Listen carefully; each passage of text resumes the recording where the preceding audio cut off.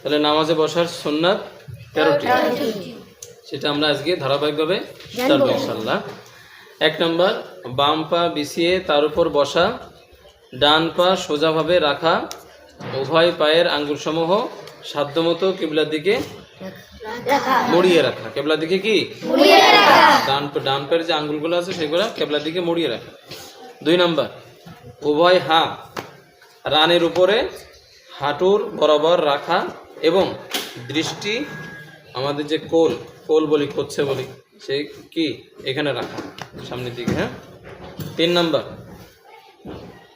তাশাহুদ বলার সঙ্গে সঙ্গে মধ্যমা ও বৃদ্ধাঙ্গুলির মাথা একসাথে মিলিয়ে গোলাকার বৃত্ত বানানো এবং অনামিকা ও কনিষ্ঠাঙ্গুলি দ্বয় মুড়িয়ে রাখা এবং লা ইলাহা ইল্লাল্লাহ বলার সময় শাহাদাত আঙ্গুল সামান্য উঁচু করে ইশারা করা। অর্থাৎ এটা হলো এই যে আপনার হাত এরকম থাকবে নামাজে বৈঠকে, তো হাতটাকে এরকম গুটিয়ে রাখা, আর শাহাদাত যে আঙ্গুলে থাকবে যখন আমরা লা ইলাহা আশহাদু আল্লা ইলাহা ইল্লাল্লাহ বলবো তখন এই আঙ্গুলটা ওঠাবো, যখন লা ইলাহা ইল্লাল্লাহ বলা শেষ হয়ে যাবে আঙ্গুলটা নিচে করে ফেলবো। ঠিক আছে। 4 নম্বর, আখেরি বৈঠকে আত্তাহিয়াতু পড়ার পর দুরূদ শরীফ পড়া। আখেরি বৈঠক হবে না, একদম লাস্ট 2 রাকাত পড়লে, 2 রাকাত পরে যে 2 রাকাতের বৈঠক, লাস্টের বৈঠক 4 রাকাত হইলে 4 রাকাত পড়ে যে লাস্টের বৈঠক, এটা তাশাহুদ পড়ার পরে দুরূদ শরীফ পড়া। 5 নম্বর, দুরূদ শরীফের পর দোয়া মাসুরা পড়া। কি পড়া? দোয়া মাসুরা পড়া।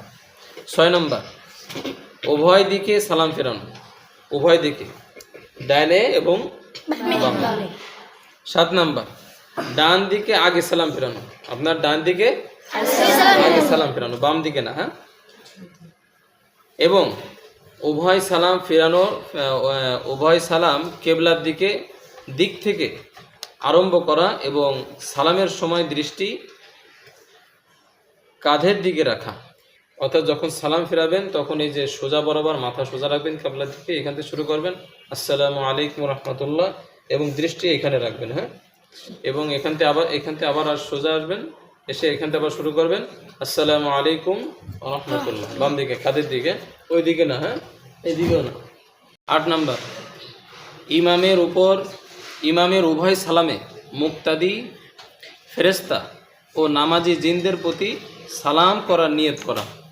ইমামের উভয় সালামে, যখন আমরা ইমামের পিছনে নামাজ পড়বো, ইমামের উভয় সালামে মুক্তাদি মানে পাশের মুক্তাদি থাকবে, ফেরেশতা ও নামাজি জিনদের প্রতি সালাম করার নিয়ত করা। কথা বুঝে আসছে? 9 নম্বর, মুক্তাদিগণের উভয় সালামে ইমাম, অন্যান্য মুসল্লি, ফেরেশতা ও নামাজি জিনদের প্রতি সালাম করার নিয়ত করা। বুঝে আসছে কথা? আচ্ছা, এবারে 10 নম্বর, একাকী নামাজি ব্যক্তি শুধু ফেরেশতাগণের প্রতি সালাম করার নিয়ত করা। একাকী যখন একটা মানুষ সালাত আদায় করবে তখন সে কি করবে? শুধু ফেরেশতাদের সালাম করার নিয়ত করবে, যে আমি ফেরেশতাদেরকে সালাম করতেছি।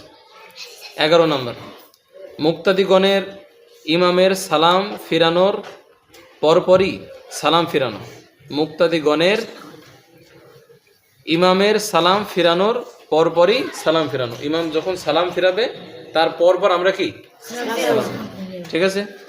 12 নম্বর, দ্বিতীয় সালাম প্রথম সালাম অপেক্ষা আস্তে বলা, অর্থাৎ আসসালামু আলাইকুম ওয়া রাহমাতুল্লাহ, জোরে হলো না, আসসালামু আলাইকুম ওয়া রাহমাতুল্লাহ, আওয়াজটা কি কমে যাবে। বুঝতে? প্রথম সালামের তুলনায় দ্বিতীয় সালামের আওয়াজ কমে যাবে। 13 নম্বর, ইমামের দ্বিতীয় সালাম ফিরানো শেষ হলে মাসবুকের ছুটে যাওয়া নামাজ আদায়ের জন্য দাঁড়ানো। আবার বোঝেন, ইমামের দ্বিতীয় সালাম ফিরানো শেষ হলে, ইমাম আমরা অনেকে করি যে যদি মাসবুক মানে যারা 1 রাকাত 2 রাকাত ছুটে যায় তাদেরকে মাসবুক বলা হয়। তো মনে করেন আপনার 1 রাকাত ছুটে গেছে, ইমাম সাহেব শুধু ডান পাশে সালাম ফিরেছে আসসালামু আলাইকুম, আপনি দাঁড়ায় গেছেন নামাজের জন্য না, ইমাম সাহেব 2 পাশেই সালাম ফিরবে, তখন আপনি দাঁড়াবেন। কথা বুঝে আসছে? আপনি 1-2 রাকাত ফেল করছেন, যখন ইমাম সাহেব 2 পাশেই সালাম ফিরাবে তখন আপনি নামাজের জন্য দাঁড়াবেন।